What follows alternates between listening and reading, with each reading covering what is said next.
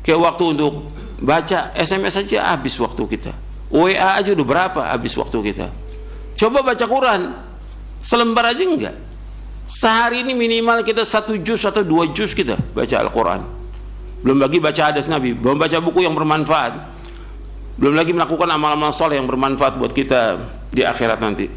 Makanya setelah itu Ibnu Umar mengatakan begini, setelah nasihat oleh Nabi SAW, kata Ibnu Umar radhiyallahu anhuma, idza amsayta fala tantadhir as-sabah wa idza asbahta fala tantadhir al-masa wa khudh min sihhatika limaradik wa min hayatika limautik. Kata Ibnu Umar radhiyallahu anhu, apabila engkau berada pada waktu sore, jangan tunggu waktu pagi. Apabila engkau berada pada waktu pagi, jangan tunggu waktu sore. Gunakan sehatmu sebelum sakitmu, gunakan hidupmu sebelum matimu. Jadi waktu ini sangat berharga. Ibnu Umar yang diberikan nasihat oleh Rasulullah SAW memberikan nasihat kepada kita, kalau udah berada waktu sore, jangan tunggu waktu pagi. Apa yang bisa kerjakan waktu sore? Antum atur. Antum bisa baca buku. Ada, saya udah nulis buku tentang itu. Yang pertama, waktumu dihabiskan untuk apa? Antum baca itu. Yang kedua, dunia lebih jelek daripada bangkai kambing. Antum baca itu, buku itu. Bagaimana ngatur waktu kita dari mulai kita bangun tidur sampai tidur lagi. Sore apa yang bisa kita kerjakan sore? Apa jalan-jalan, ngobrol, seperti anak-anak kecil. Kalau anak kecil minta jalan sore, minta main. Kita mesti berbeda dong. Thalibul ilm. Waktu kita berharga, apa yang bisa kita baca dari kitab-kitab? Di samping zikir sore yang kita baca, apa buku yang harus kita baca? Apa yang kita tamatkan dari buku itu? Dan apa yang kita murojaah dari Al-Quran? Kemudian setelah maghrib apa yang kita baca? Baca Quran lagi pada maghrib. Pada isya apa lagi yang kita lakukan? Menjelang tidur apa lagi kita lakukan? Tengah malam kita bangun, apa yang harus kita lakukan? Subuh. Begitu seorang talibul ilm, waktunya sangat berharga. Antum hisab diri antum. Hasibu anfusakum qabla an tuhasabu. Hisab diri kalian sebelum kamu dihisab oleh Allah. Coba ini perhatikan yang seperti ini. Banyak saya lihat waktu yang terbuang, talibul ilm terbuang. Antum dipilih oleh Allah untuk ngaji, untuk nuntut ilmu. Ini luar biasa, antum dipilih oleh Allah. Gunakan kesempatan itu. Banyak orang-orang yang sudah dipilih, kemudian setelah itu dia gunakan waktu yang sia-sia. Akhirnya lama-kelamaan udah dia jenuh dengan ngaji. Akhirnya sama dengan orang awam. Terus bagaimana? Ya terus dia berbuat dosa dan maksiat yang akhirnya dalam kehidupan dia su'ul khatimah. Waliyadzubillah. Ini bukan main-main, ini hidup ini betul-betul kesungguhan yang kita akan ditanya oleh Allah. Apakah antum sebagai orang umum yang diberikan kesempatan untuk ngaji, atau antum anak pondok? Kalau anak pondok ada kewajiban lagi di samping antum thalabul ilmi, membaca kitab, murajaah. Antum juga punya kewajiban untuk mendakwakan keluarga. Sama seperti antum juga yang ngaji, meskipun bukan dari pondok, ada kewajiban. Apa sih kewajiban kita kepada keluarga kita? Apa habis ngaji sudah, taruh bukunya, selesai? Apa sih yang saya dapat dari ilmu ini? Apa yang saya harus amalkan? Apa yang harus kita dakwakan kepada keluarga? Ada kewajiban yang Allah firmankan dalam Al-Quran, ya ayyuhalladzina amanu qu anfusakum wa ahlikum nara. Wahai orang beriman, jagalah diri kamu dan keluarga kamu dari api neraka. Bagaimana menjaga mereka dari api neraka? Dengan melaksanakan perintah Allah, menjauhkan larangannya. Memberikan nasihat kepada mereka dengan nasihat takwa. Apa yang harus mereka lakukan? Terus ingatkan, baik yang wajib maupun yang sunnah. Nggak tinggal tuh, yang wajib maupun yang sunnah. Hatta dia sudah dewasa, kewajiban orang tua ingatkan juga anaknya. Untuk mengingat Rasulullah SAW, hatta Fatimah dengan Ali bin Abi Thalib radhiyallahu anhuma. Fatimah dengan Ali, meskipun dia sudah nikah, tetap Nabi ingatkan sholat malam, bangun sholat malam, bangun sholat malam. Diingatkan bangun sholat malam. Meskipun dia sudah nikah, tetap diingatkan. Jangan diam, sholat diingatkan itu. Itu yang sunnah, apalagi yang wajib. Jadi ini harus terus diingatkan. Ya antum belajar untuk antum sampaikan. Yang jadi pondok tadi, dia harus belajar lagi dan mengajar.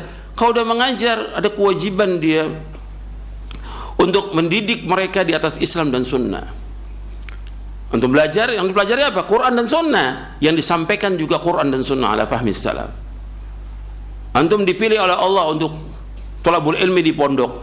Antum belajar bertahun-tahun, bukan setahun 2 tahun di pondok. Kalau sudah belajar di pondok, baik yang ikhwan maupun akhwat, mestinya begitu keluar dari pondok, ada hasil dari pondok itu, apa yang bermanfaat buat dia lakukan dalam kehidupan ini. Dia dipilih oleh Allah untuk masuk ke pondok. Bukan dia bisa sendiri untuk ke pondok, tidak. Tapi Allah pilih dia ke pondok. Sama seperti anak-anak yang belajar di Madinah. Dia bisa ke Madinah bukan karena kehebatan dia, tapi Allah pilih dia untuk belajar di Madinah agar dia di sana belajar agama, kemudian dia pulang mendakwahkan Islam ini, Al-Quran wa sunnah al-fahmi salaf. Bukan diam dia, bukan pulang kemudian dia cari maisha. Betul, wajib cari maisha, tapi ada kewajiban dia yang Allah bebankan kepada dia untuk mendakwahkan Al-Quran wa sunnah al-fahmi salaf. Itu kewajiban dia. Bukan dia kemudian dia cari sibuk dengan yang lain, sibuk dengan usaha, dengan dagang. Boleh, wajib cari maisha, dia wajib. Tapi kewajiban dia yang terbesar, Allah pilih dia belajar di Madinah untuk apa? Untuk dia pulang mendakwakan Quran wa sunnah ala fahmi salaf. Yang paling penting dakwakan oleh dia adalah tauhid kepada Allah, menjauhkan syirik, melaksanakan sunnah, dan menjauhkan bid'ah. Itu kewajiban dia. Dia harus bimbing umat ini. Siapa lagi yang mau bimbing? Justru anak-anak pondok dan juga orang-orang yang tamatan dari Madinah, yang dari Riyadh, yang lain, dia pulang untuk mengajarkan Quran wa sunnah ala fahmi salaf. Kewajiban dia, dan Allah akan tanya di hari kiamat nanti apa dia belajar dan apa yang dia harus sampaikan kepada umat ini. Umat butuh ilmunya dia. Kalau Allah sebutkan dalam Al-Quran bahwa dia belajar nuntut ilmu itu sama dengan jihad, yang Allah sebutkan dalam surah At-Taubah di ayat 122, wa ma kana al-mu'minuna liyanfiru kaffah falaula nafara min kulli firqatin minhum ta'ifatun liyatafaqahu fid din wa liyunziru qaumahum idza raja'u ilaihim la'allahum yahdharun. Allah sebutkan dalam surah At-Taubah di ayat 122, wa ma kana al-mu'minuna liyanfiru kaffah. Tidak patut orang mukmin semuanya pergi berperang jihad. Falaula nafara min kulli firqatin minhum ta'ifatun liyatafaqahu fid din. Mesti ada dari setiap golongan, setiap kelompok orang yang belajar agama, menuntut ilmu. Artinya orang yang belajar agama, menuntut ilmu disamakan oleh Allah dengan apa? Jihad fisabilillah. Untuk apa? Untuk tafaqquh fid din, belajar agama, memahami agama Al-Quran wa sunnah ala fahmi salaf. Setelah itu apa kewajiban dia? Apa kewajibannya? Setelah tafaqquh fi din apa? Waliyunziru qaumahum idza raja'u ilaihim wa la'allahum yahzarun. Dalam surah At-Taubah di ayat 122. Jadi agar mereka setelah itu mengancam kaumnya, pulang ini bukannya main-main, bukannya kerja yang lain, tapi apa tugasnya dia? Waliyunziru qaumahum idza raja'u ilaihim la'allahum yahdharun. Agar mereka mengancam kaum mereka apabila mereka kembali, dan agar mereka berhati-hati kaumnya. Jadi kewajibannya dia, ada kewajiban. Dia belajar di pondok, dia belajar di Libya, dia belajar di Madinah, dia belajar di Yaman. Pulang ini untuk mendakwahkan Quran wa sunnah ala fahmi salaf. Itu kewajibannya dia. Terus, dan gak boleh berhenti. Siang dan malam dia dakwakan, itu kewajibannya dia. Karena Allah pilih dia untuk belajar, maka dia kewajiban, dan ganjarannya besar yang luar biasa. Selama dia dakwakan, selama itu dapat mengalir pahalanya. Man dalla ala khairin kafa'ili. Barang siapa menunjukkan orang berkebaikan, dia akan dapat ganjaran terus. Man da'a ila hudan kana lahu minal ajri mithla ujuri man tabi'ahu min ghairi an qusa min ujurihim syai'. Kata Nabi SAW dalam hadis riwayat Muslim, barang siapa yang mengajak orang pada petunjuk, maka dia dapat ganjaran, terus dapat ganjaran orang-orang yang mengikutinya, dan tidak kurang sedikit pun juga. Ini kewajiban. Jadi jangan ditinggalkan. Kepada yang ngaji tetap harus introspeksi, merubah, artinya kepada kebaikan. Kalau kita nggak berusaha untuk merubah, siapa lagi? Kita jadi contoh. Yang belajar di pondok juga demikian, yang belajar di Madinah juga demikian. Antum kewajiban mendakwakan Quran wa sunnah al-fahmi salaf. Terjun di masyarakat, dakwakan kepada umat ini agar umat paham. Jutaan orang yang tidak paham tentang agama, jutaan. Dan itu kewajiban kita. Apa kita mau biarkan mereka dalam kegelapan, dalam zulumatul jahal, zulumatul syirik wa zulumatul bid'ah? mereka dalam kegelapan kebodohan, kegelapan syirik, kegelapan bidah. Kewajiban kita untuk memberikan cahaya kepada mereka. Dan itu tanggung jawab kita dan akan ditanya di hari kiamat nanti. Makanya perhatikan itu, bahwa ada kewajiban kita yang harus kita sampaikan. Tapi tetap sebelum kita melangkah untuk mendakwakan orang lain, kita dakwakan diri kita dulu. Dakwakan keluarga kita, ku anfusakum wa ahlikum nara. Kemudian dakwakan sanak kerabat kita, wa anzir ashiratakal aqrabin. Ancam keluarga kita yang terdekat, semua keluarga kita ancam. Dakwakan mereka agar mereka paham tentang agama ini. Karena itu kewajiban kita. Kita nggak bisa diam. Siang malam apa yang bisa kita lakukan untuk mereka? Ini kewajiban. Dan antum dapat ganjaran besar. Karena tujuan hidup kita, puncak cita-cita seorang mukmin adalah apa? Surga. Gitu. Dan itu harus dicapai. Bagaimana caranya untuk bisa mendapatkan? Jadi harus, waktu itu sangat berharga antum gunakan kesempatan. Jangan udah nuntut ilmu masih main HP, masih buang-buang waktu, masih nonton, tengah malam masih nonton. Apa manfaatnya antum belajar? Apa manfaatnya antum belajar? Mestinya antum baca Quran tengah malam, antum baca buku yang bermanfaat, antum bangun tengah malam, antum tahajud, antum doa kepada Allah. Manfaat. Jadi harus apa yang kita kerjakan yang bermanfaat. Jangan kita jadi orang yang tidak bermanfaat, jangan. Kata Nabi SAW, khairun nas anfa'um linnas, sebaik-baik manusia yang bermanfaat buat orang lain, bukan untuk diri kita sendiri. Jangan, apa yang bermanfaat, kita harus bermanfaat, ilmu kita harus bermanfaat, dakwah kita bermanfaat, harta kita bermanfaat untuk umat ini, harus bermanfaat buat umat. Nggak boleh kita ngurus diri kita sendiri, nggak, semua orang harus bermanfaat dengan apa yang ada pada kita. Jadi kita orang yang mubarak, wa ja'alani mubarakan aina ma kuntu, dan Allah jadikan aku sebagai orang yang berkah di mana aku berada, barokah dia. Di mana dia berada, manfaat hidupnya. Antum harus jadi seperti itu. Thalibul ilmu bermanfaat buat dirinya, bermanfaat buat istrinya, bermanfaat buat anaknya, bermanfaat buat orang tuanya, bermanfaat buat tetangganya, bermanfaat buat umat. Antum harus jadi orang yang bermanfaat. Jangan jadi sia-sia, jangan berbuat dosa dan maksiat, tinggalkan semuanya. Kita harus jadi orang yang baik. Dengan ngaji ini ingin jadi orang baik, jadi orang yang bertakwa, jadi orang yang saleh, dan juga muslih, bukan hanya saleh tapi muslih, memperbaiki orang lain. Jelas sampai sini? Mudah-mudahan bermanfaat. Wassalamualaikum warahmatullahi wabarakatuh. Sekarang kita lanjutkan kajian kita.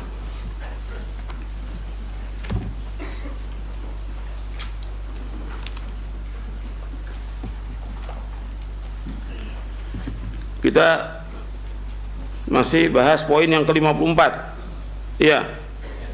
Tentang hukum tawassul. Kemarin sudah kita bahas bahwa tawassul itu ada yang masyru', ada yang bid'ah, ada yang syirik. Yang masyru' sudah kita bahas. Sekarang kita masuk yang kedua, yaitu tentang tawassul yang bid'ah.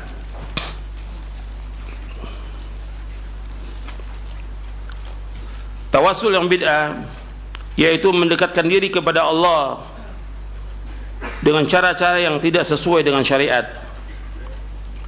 Tawassul yang bid'ah ini ada beberapa macam. Di antaranya,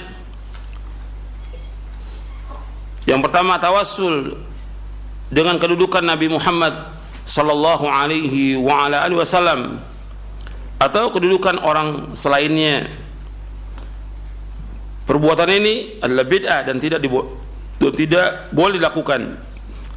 Adapun hadis yang berbunyi, "Idza sa'altumullah fas'aluhu bijahi fa inna jahi 'indallahi 'azim." Jika kalian hendak memohon kepada Allah, maka mohonlah kepadanya dengan kedudukanku, karena kedudukanku itu di sisi Allah adalah sangat agung. Ini kalimat bijahi dengan kedudukan Nabi Muhammad, ini tidak boleh. Hadis ini batil, tidak ada asal usulnya, dan tidak terdapat sama sekali dalam kitab-kitab hadis yang menjadi rujukan. Tidak juga seorang ulama ahli hadis pun yang menyebutkan sebagai hadis. Jika tidak ada satupun dalil yang sahih mengenainya, maka hal tersebut berarti tidak boleh. Sebab setiap ibadah tidak lakukan kecuali berdasarkan dalil yang sahih dan jelas. Yang kedua, tawassul dengan zat makhluk. Jika dimaksudkan seseorang bersumpah dengan makhluk dalam meminta kepada Allah Taala, maka tawasul ini seperti bersumpah dengan makhluk tidak dibolehkan. Sebab sumpah makhluk terhadap makhluk tidak dibolehkan, bahkan hal itu termasuk syirik. Sebagaimana disebutkan dalam hadis, man halafa bi ghairi faqad kafara aw asyrak. Barang siapa yang bersumpah dengan selain nama Allah, maka dia telah kufur atau dia telah berbuat syirik.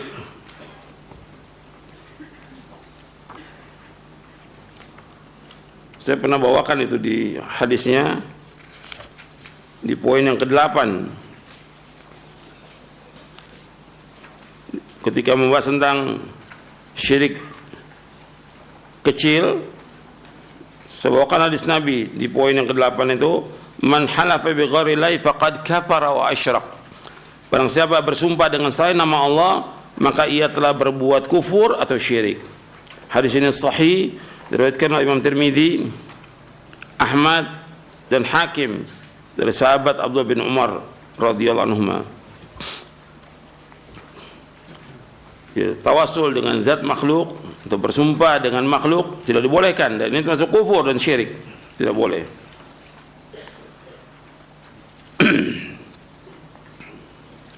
Lagi bersumpah dengan makhluk kepada Allah, maka Allah tidak menjadikan permohonan kepada makhluk sebagai sebab dikabulkannya doa, dan dia tidak mensyaratkan hal tersebut kepada para hambanya. Artinya dia bersumpah dengan nama makhluk yang dia minta kepada Allah Subhanahu wa taala. Ini tidak dibenarkan. Bersumpah harus dengan nama Allah, tidak boleh dengan nama makhluk. Tidak boleh dengan nama Nabi Muhammad, tidak boleh. Dengan nama Ka'bah juga nggak boleh. Dia bersumpah harus dengan nama Allah, demi Allah. Wallahi, tallahi, billahi. Nggak boleh dia bersumpah dengan nama Nabi Muhammad SAW atau dengan Ka'bah atau dengan yang lain, nggak boleh. Harus dengan nama Allah. Yang ketiga, tawasul dengan hak makhluk. Tawasul ini pun tidak dibolehkan karena dua alasan. Pertama, bahwa Allah Azza wa Jalla tidak mewajibkan bahwa Allah Azza wa Jalla tidak wajib memenuhi hak atas seseorang, tetapi justru sebaliknya, Allah lah yang menganugerahi hak tersebut kepada makhluknya.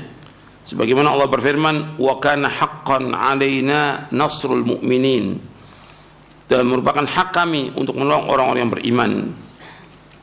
Orang yang taat berhak mendapatkan balasan kebaikan dari Allah karena anugerah dan nikmat, bukan karena balasan setara sebagaimana makhluk dengan makhluk yang lainnya. Artinya, kalau Allah itu punya hak, haknya Allah itu bukan seperti kita, bahwa kita wajib melaksanakan hak kepada orang lain atau wajib melaksanakan hak kepada Allah. Tapi hak Allah itu merupakan anugerah, pemberian nikmat kepada hambanya.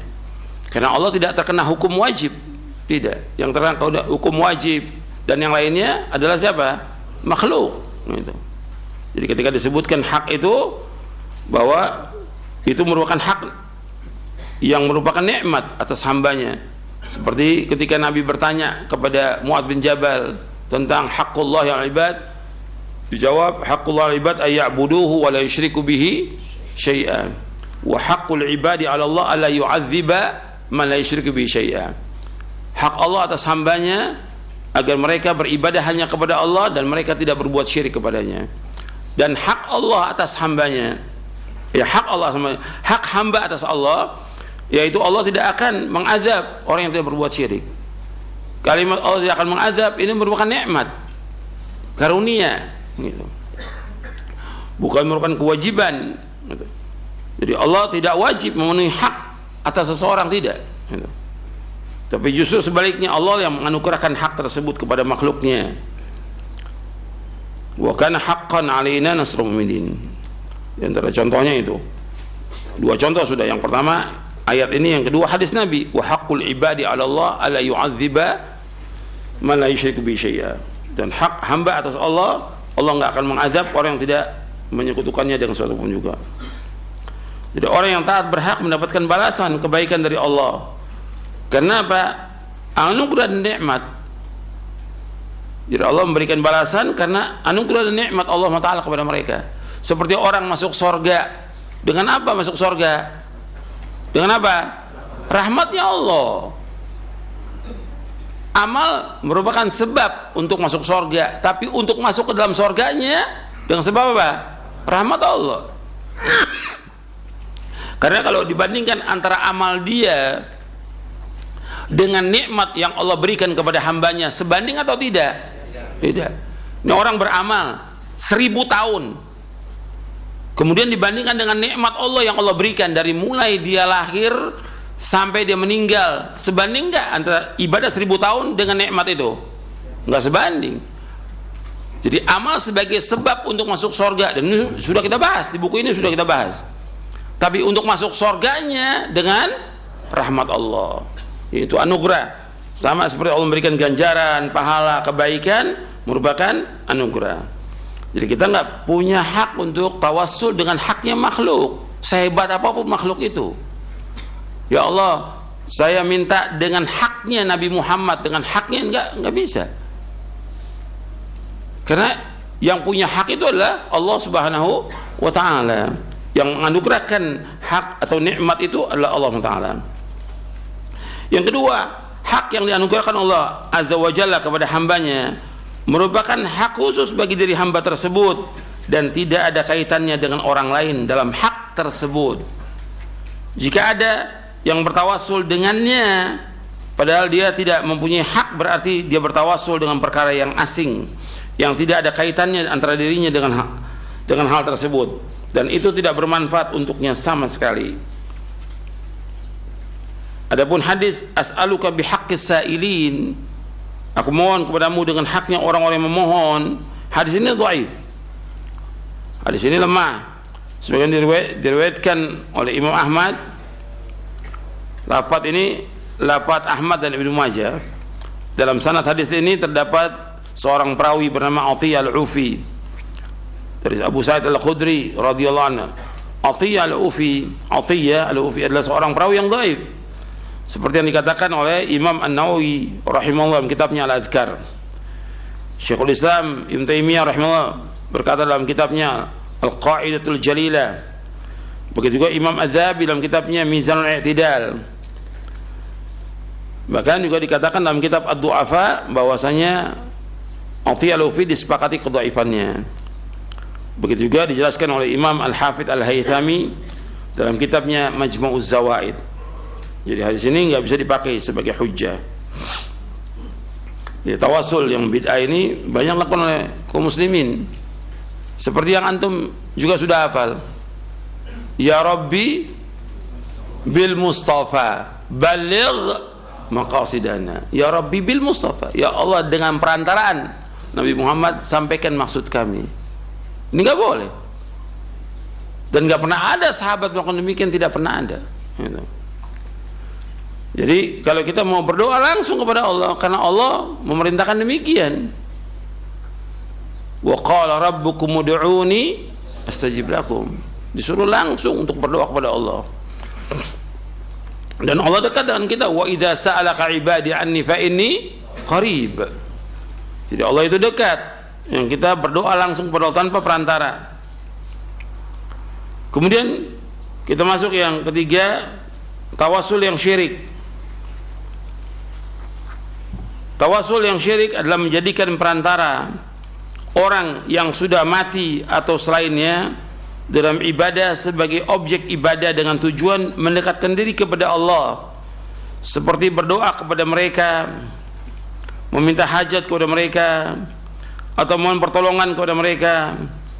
Allah Ta'ala berfirman, ala lillahi dinul khalis walladzina ittakhadhu min dunihi awliya ma na'buduhum illa liyuqarribuna ila Allahi zulfa innallaha yahkumu bainahum fima hum fihi yakhtalifun innallaha la yahdi man huwa kadzibun kafar.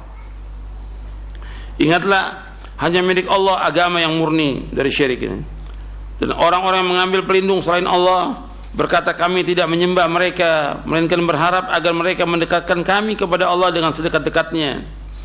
Sungguh Allah akan memberi putusan di antara mereka tentang apa yang mereka perselisihkan.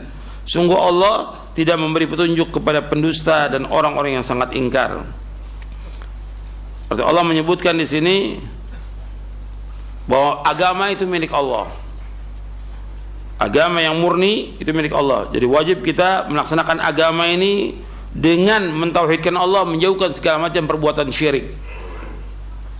Baik itu syirkun akbar maupun syirkun asghar.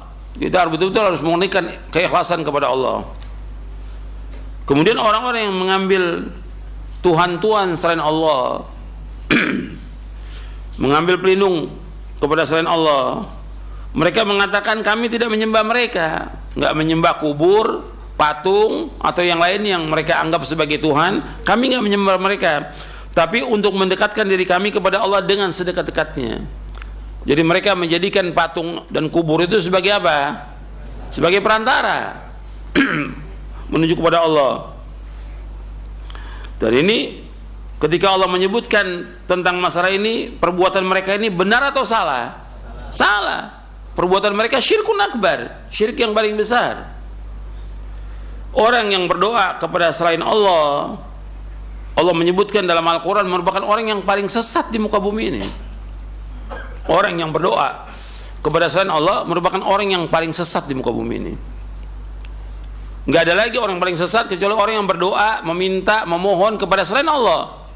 Antum lihat dalam surah Al-Ahqaf, surah 46 ayat 5 dan 6. Wa man adallu mimma yad'u min dunillahi ma la yastajibu lahu ila yaumil qiyamah wa hum an du'aihim ghafilun. Wa idza husyira an-nasu kanu lahum a'da'an wa idza husyira an-nasu kanu lahum a'da'an wa kanu bi'ibadatihim kafirin. Allah sebutkan dalam surah Al-Ahqaf tentang orang yang paling sesat di muka bumi ini. Di surah Al-Ahqaf surah yang ke-46 di ayat 5 dan 6. Allah sebutkan wa man adallu mimma yad'u min dunillahi ma la yastajibu lahu ila yaumil qiyamah. Tidak ada orang yang paling sesat di muka bumi ini melainkan orang yang berdoa kepada selain Allah yang tidak bisa menjawab sampai hari kiamat. Wa hum an du'aihim ghafilun, sedangkan mereka itu lalai dari orang-orang yang berdoa kepadanya. Orang-orang yang berdoa kepada penghuni kubur, apakah penghuni kuburnya ini dia sebagai sahabat, sebagai imam, sebagai wali atau yang lainnya? Mereka nggak tahu orang yang datang berdoa kepada mereka, nggak tahu. Allah katakan di sini wahum an du'aihim ghafilun, mereka lalai dari doa orang yang berdoa kepadanya. Kemudian Allah sebutkan di ayat 6-nya wa idza husyiran nasu, dan apabila manusia dikumpulkan di hari kiamat,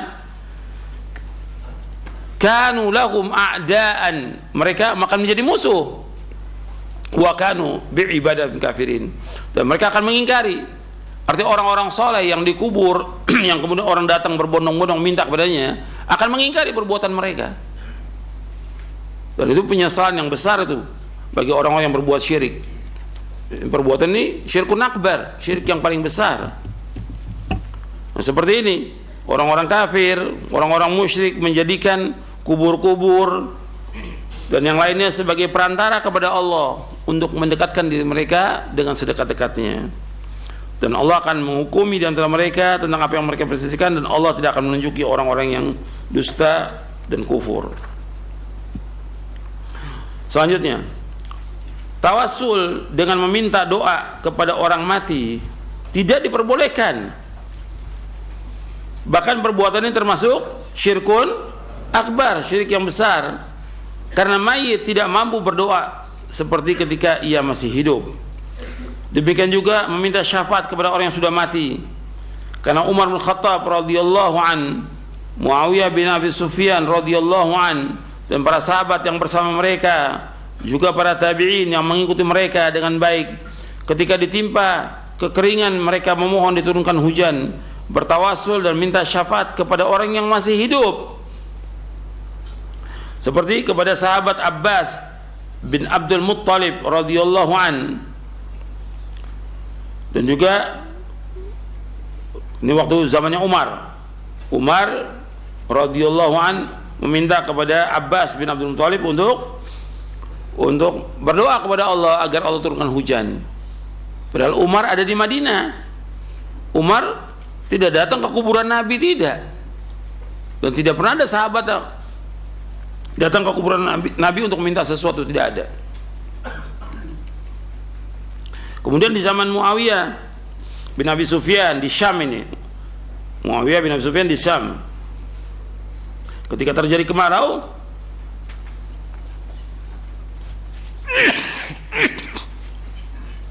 beliau datang kepada Yazid bin Al-Aswad, Yazid bin Al-Aswad Al-Jurashi, termasuk tokohnya tabi'in, termasuk tokoh tabi'in yang ada di Syam.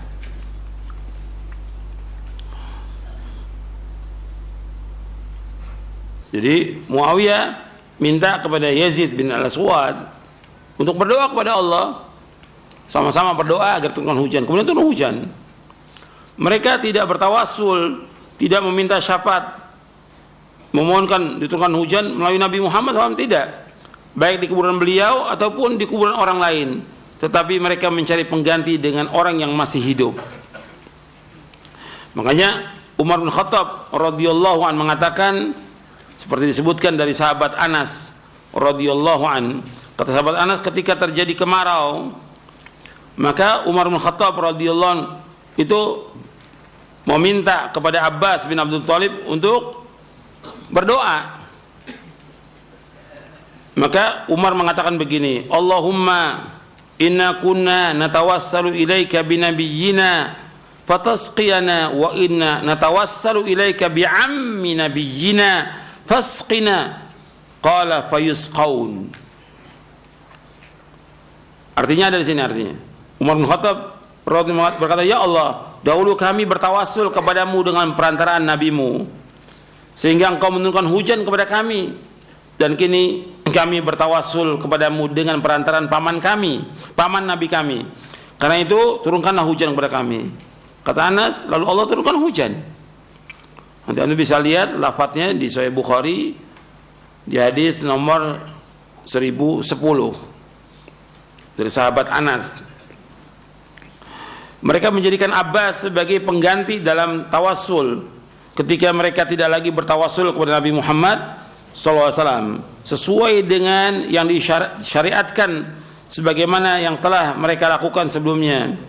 Padahal sangat mungkin bagi mereka untuk datang ke kubur Nabi dan bertawassul melalui beliau jika memang hal itu dibolehkan.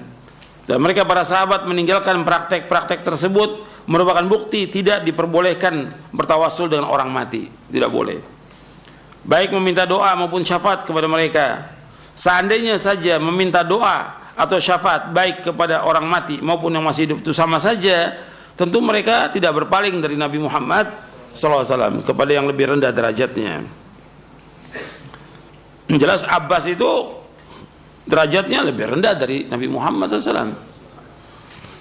Abbas bin Abdul Muttalib radhiyallahu an. Kalau seandainya boleh tawassul dengan orang yang sudah mati, mestinya sahabat Umar datang kepada siapa? Kepada Rasulullah, kuburan Nabi. Tapi tidak boleh. Tidak boleh meminta kepada orang sudah mati, dan tidak boleh jadikan orang mati sebagai perantara kepada Allah. Tidak boleh. Tidak boleh. Wa ma yastawil ahya wal amwat innallaha yusmi'u man yasha wa ma anta bimusmi'in man fil qubur. Tidak sama orang yang hidup dengan orang yang mati. Engkau tidak akan bisa memberikan pendengaran. Sesungguhnya Allah memberikan pendengaran kepada siapa yang Allah kehendaki, dan engkau tidak bisa memberikan pendengaran kepada orang yang dikubur.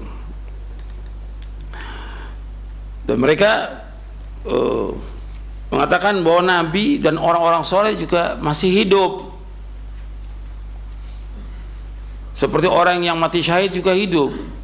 Betul, disebutkan bahwa para nabi itu hidup di kubur mereka, tapi yang harus diperhatikan, hidupnya mereka berbeda dengan kehidupan apa? Dunia. Ini alam apa? Barzakh.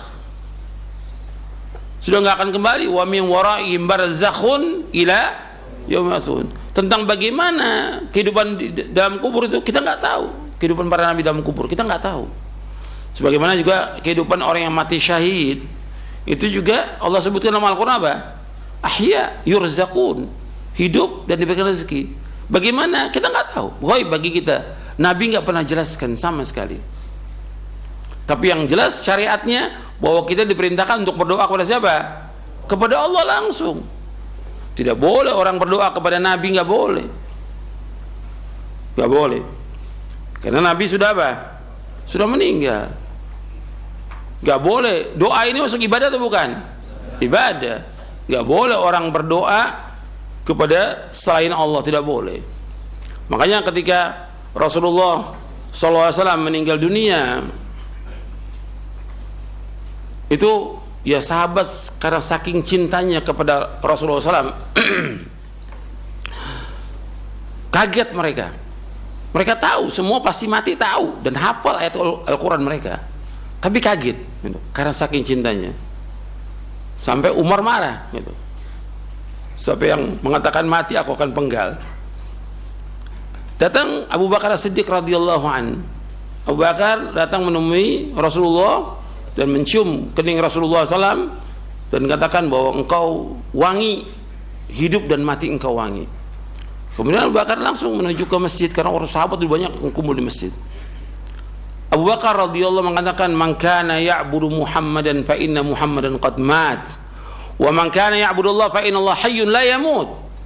Barang siapa yang menyembah Muhammad, Muhammad sudah mati. Tapi barang siapa menyembah Allah, Allah hidup. Gitu. Kemudian dibacakan oleh Abu Bakar As-Siddiq radhiyallahu anhu, "Wa ma Muhammadun illa rasulun qad khalat min qablihi ar-rusul, afa imma ta'uqutilan qalabtum ala aqabikum, wa may yanqalib ala aqibihi fala yadurra syai'an wa sayajzillahu asy-syakirin." Dalam surah Ali Imran. Muhammad itu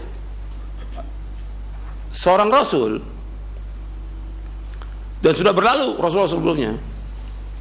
Apakah kalau dia meninggal dunia kalian akan berpaling menjadi murtad?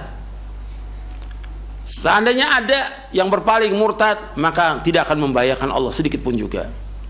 Dan Allah akan membalas orang yang bersyukur. Nangis sahabat semuanya dengan dibacakan ayat itu. Dan Umar udah lemes, Umar radhiyallahu an.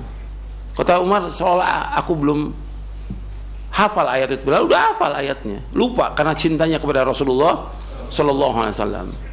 Tunduk dengan dibacakan ayat, tunduk para sahabat gitu. Jadi tidak boleh orang mengatakan bahwa Nabi itu masih hidup disembah, tidak. Soal kehidupan di alam barzah beda dengan kehidupan dunia, beda. Tapi nggak ada seorang sahabat pun yang datang ke kuburan Nabi untuk minta sesuatu, tidak ada. Dari zaman wafatnya Rasulullah, Khulafaur Rasyidin, nggak ada seorang pun yang, tidak ada sama sekali. Nah, kemudian datang orang-orang belakangan, dan ini mulai terjadinya kesyirikan ini setelah timbulnya tarekat Sufiyah gitu. Jadi awal dari Syiah, kemudian tarekat Sufiyah, karena dua-dua ini berjalan seiring. Tarekat Sufiyah dan juga Syiah ini mereka takdisul ashkhas, mensucikan orang gitu. Mensucikan imam sehingga dikubur itu disembah mereka. Menyebar sampai sekarang ini.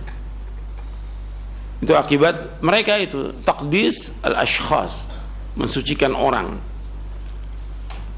Di zaman Khulafaur nggak ada orang datang ke kuburan Nabi minta, nggak ada, sama sekali tidak ada. Dan alhamdulillah sampai hari ini terjaga kuburan itu.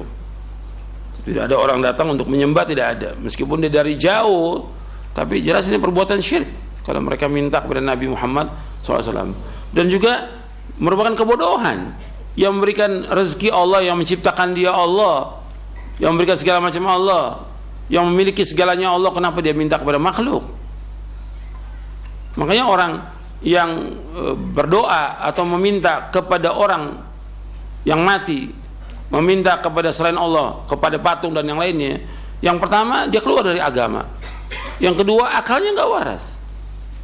Gimana dia minta kepada sesuatu yang lemah, yang nggak bisa memberikan sesuatu? Mesti dia minta kepada Allah yang maha kaya, dan dia berdoa kepada Allah. Allah menyebutkan dalam surah Fatir ayat 13-14, ini tambahannya untuk cetakan yang terbaru ya. Ini saya bawakan ayat dalam surah Fatir ayat 13-14. Walladzina tad'una min dunihi ma yamlikuna min qitmir in tad'uhum la yasma'u du'aakum walau sami'u mastajabu lakum wa yawmal qiyamati yakfuruna bisyirkikum wa la yunabbi'uka mithlu khabir. Dan orang-orang yang kamu seru, kamu sembah selain Allah, tidak mempunyai sesuatu walaupun setipis kulit ari. Jika kamu menyeru mereka atau berdoa kepada mereka, mereka tidak mendengar seruanmu, dan sekiranya mendengar, mereka tidak dapat memenuhi permintaanmu. Dan pada hari kiamat mereka akan mengingkari kemusyrikanmu, dan tidak ada yang dapat memberikan keterangan kepadamu seperti yang diberikan oleh Allah yang Maha Teliti. Jadi orang-orang yang kalian berdoa kepada selain Allah, mereka tidak memiliki meskipun hanya setipis kulit ari, tidak punya sama sekali. Jadi korma ketika dibuka itu ada kulit yang tipis tuh, kulit ari. Mereka nggak punya sama sekali. Nggak bisa kita juga membuat korma, nggak ada manusia bisa membuat buah dan segala macam, tidak ada, nggak bisa. Mereka nggak punya, bagaimana mereka akan minta kepada orang yang tidak punya? Semua makhluk ini, kata Allah, semuanya apa? Fakir. Ya yuhannasu antumul fuqara'u ilallah wallahu wal ghaniyul hamid, dalam surah Fatir ayat 15. Wahai manusia, sungguhnya kalian ini fakir, fakir, butuh kepada Allah. Allah yang Maha Kaya dan Allah yang Maha Terpuji.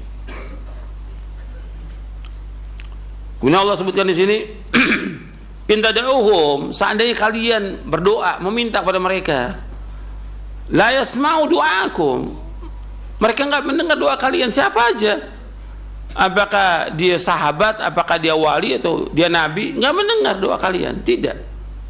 La yasma'u du'akum walau sami'u, kalau seandainya mereka mendengar, walau sami'u, seandainya mereka mendengar, mastajabu lakum, enggak bisa menjawab doa kalian.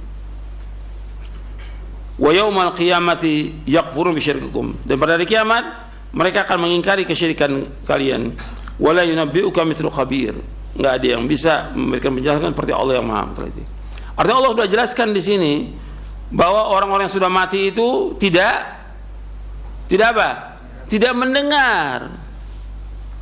Kemudian seandainya mereka mendengar, tidak bisa menjawab, tidak bisa memenuhi panggilan orang yang hidup. Ini jelas nas ayat ini Al-Quran. Tapi meskipun mereka baca Al-Quran, bahkan mereka hafal, tetap aja mereka berbondong-bondong datang ke kubur wali. Jutaan orang datang ke kubur wali. Dan ini harus kita jelaskan, ini kesyirikan, ini perbuatan syirkun akbar, ini perbuatan dosa besar yang paling besar, dan mengeluarkan seseorang dari agama Islam. Dan juga ini merusak agamanya dia, merusak fitrahnya dia, merusak akalnya dia. Bagaimana dia minta kepada orang sudah mati? Kenapa dia nggak minta kepada Allah yang hayyun la yamut, yang hidup, yang tidak akan mati selama-lamanya? Yang mereka baca ayat kursi itu, la ta'khuduhu sinatun wala naum, Allah tidak pernah ngantuk dan tidak pernah tidur selama-lamanya, azali wa abadi. Kenapa nggak minta kepada zat yang demikian, yang hayyun la yamut, yang nggak pernah ngantuk, nggak pernah tidur selama-lamanya? Minta kepada Allah, kok minta kepada makhluk yang mati? Dan Allah sebutkan Nabi Muhammad itu sudah meninggal dunia, jelas. Kemudian juga Allah mengatakan kepada Nabi Muhammad dalam surah Az-Zumar, innaka mayyitun wa innahum mayyitun, sesungguhnya engkau mati dan mereka juga mati. Gimana berdoa meminta kepada orang sudah mati? Ini kan akalnya nggak waras. Tapi yang seperti ini masih dilakukan. Yang seperti ini masih dilakukan oleh sebagian kaum muslimin di kubur-kubur yang dianggap keramat dan lainnya, di kubur-kubur wali, masih jutaan itu. Ya, sampai di sini kajiannya mudah bermanfaat untuk saya dan untuk sekalian. Kurang lebihnya saya mohon maaf. Wassallallahu nabiyana Muhammadin sallallahu alaihi wasallam. Subhanakallahumma bihamdik asyhadu an la ilaha illa anta astaghfiruka wa atubu ilaik. Assalamualaikum warahmatullahi wabarakatuh.